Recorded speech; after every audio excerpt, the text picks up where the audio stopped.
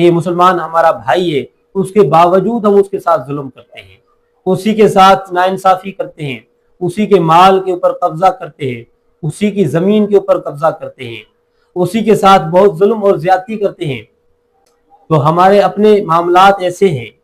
کہ ہم مسلمان تو ہیں، اللہ کو مانتے ہیں، رسول اللہ کو مانتے ہیں، لیکن ہم آپس میں ہی ایک دوسرے کے دشمن ہیں، ہم آپس میں ہی ایک دوسرے کے مال کے اوپر نظر رکھتے ہیں، ہم آپس میں ایک دوسرے کے ساتھ حسد رکھتے ہیں، ہم آپس میں ایک دوسرے کو قتل کرنے کے لیے تیار ہو جاتے ہیں، اور قتل بھی کرتے ہیں، مال کے اوپر قتل کرتے ہیں، عورتوں کے اوپر ایک دوسرے کو قتل کرتے ہیں،